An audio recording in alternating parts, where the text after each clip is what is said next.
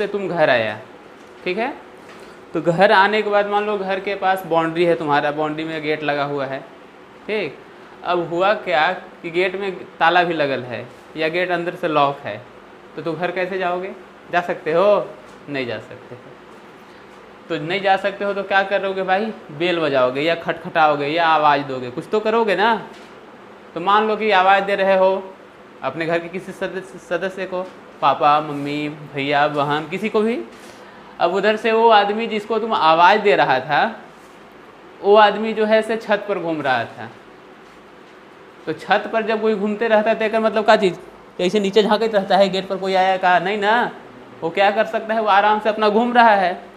अब जैसे ही तुम उसको आवाज़ दिया तो पहले वो क्या होगा, पहले वो सीधे देख रहा होगा, सीधे देख के अपना घूम रहा था। हाँ, अब तू आवाज़ दिया मम्मी मम्मी, तो क्या होगा, मम्मी यहाँ देख रहे थे पहले ना, देखो आँख है ना छा पर, मम्मी सीधा देख रहे थे।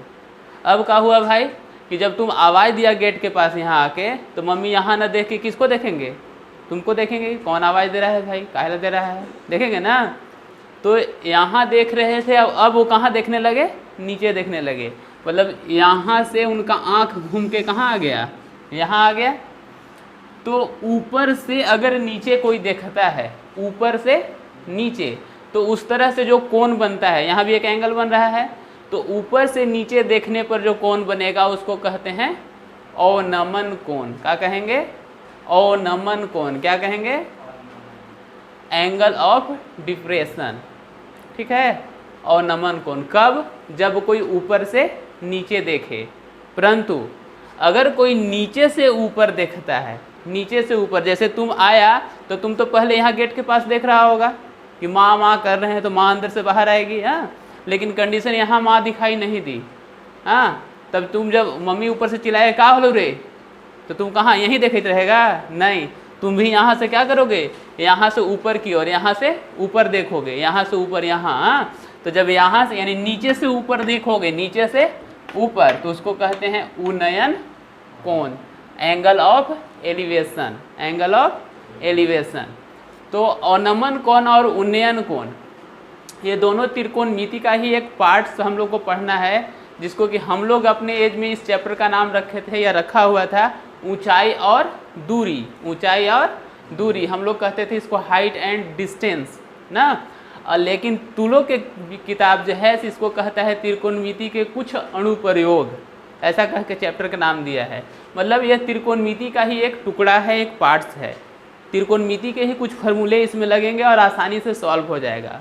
परंतु अब यहाँ पर भी दो बातें, क्या भाई, तो हम लोग के परीक्षा में एक एंगल वाला क्वेश्चन नहीं पूछता है, जब भी पूछेगा तो दो एंगल वाला क्वेश्चन पूछेगा। दो एंगल वाला कैसा होगा?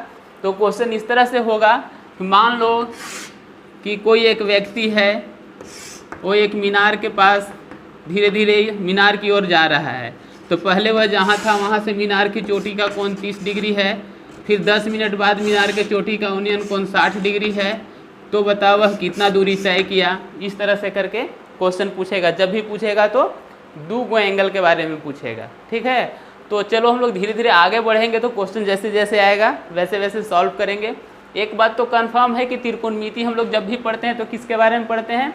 समकोण त्रिभुज के बारे में पढ़ते हैं, ठीक है। तो जिस एक्सरसाइज को हम लोग शुरू करने जा रहे हैं, इस एक्सरसाइज में खासकर हम लोग को दो बात पर ध्यान देना है। पहला, क्वेश्चन वर्ड प्रॉब्लम है सर, जितना भी क्वेश्चन उसमें मिलेगा तुम लोग को साइन कॉस टेन लिखा हुआ नहीं मिलेगा, ठीक है। तो क्या मिलेगा सर?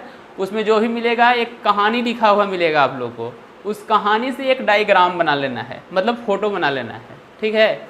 अगर फोटो सही बना लिया, हाँ, अगर क्वेश्चन समझ में आ गया, डायग्राम सही बना लिए, तो सॉल्यूशन 100% सही बनेगा। क्योंकि सॉल्यूशन कुछ नहीं है, tan 45, tan 60 और tan 30 डिग्री का वैल्यू अगर याद है तो आसानी से हम लोग इसको बनाते हैं। कहीं कहीं साइन और कॉस का वैल्यू आता है, बहुत कम जगह, ठीक है। यानी मेन हम लोग के sine cos tan cosec cot जो भी वैल्यू चार्ट हम लोग याद किए हैं उस पर डिपेंड्स है। पर वर्ड प्रॉब्लम है सर, इसको पढ़ के समझ लेना सबसे बड़ी बात है, फोटो बना लेना सबसे बड़ी बात है। और सारा क्वेश्चन में हम लोग को फोटो बनाना पड़ेगा सर, ठीक है।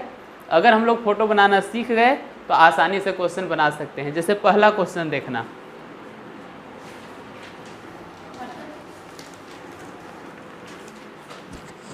एक ही एक्सरसाइज है लेकिन बहुत खूबसूरत है।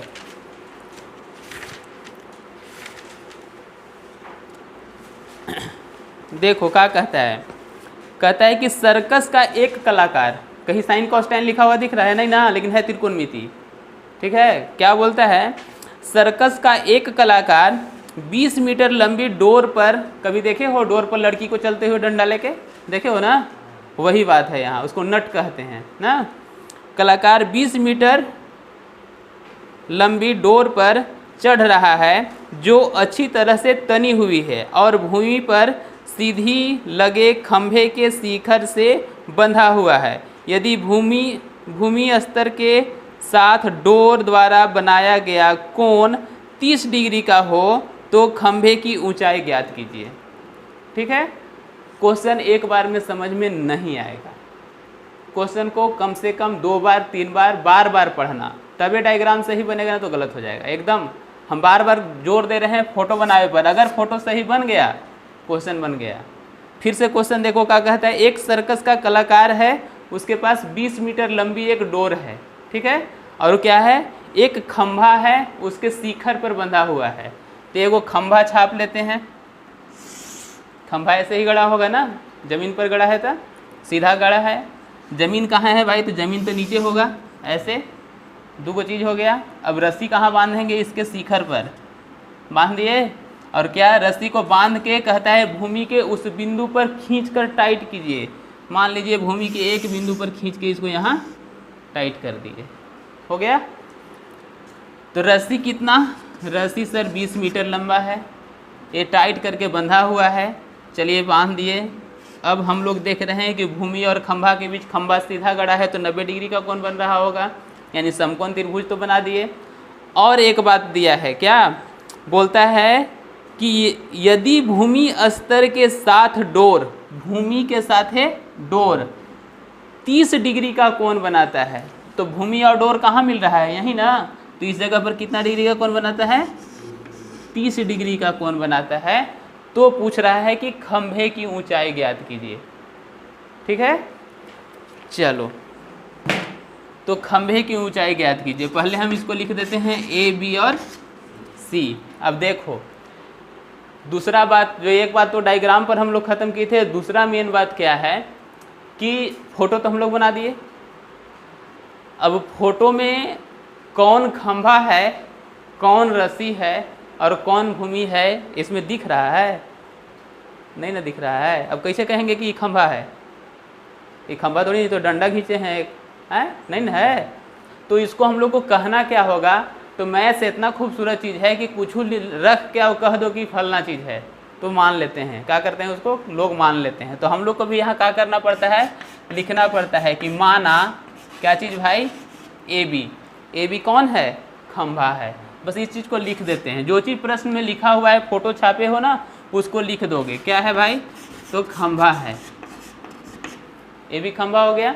बी सी कौन है, अगर इतना लिख सकते हो तो अच्छी बात है, और नहीं लिख सकते हो यहाँ भी लिख सकते हो कि ये है सर खंभा, ये है सर भूमि और ये है सर रस्सी। ठीक है, ऐसे भी लिख के काम चला सकते हो, नंबर नहीं कटेगा।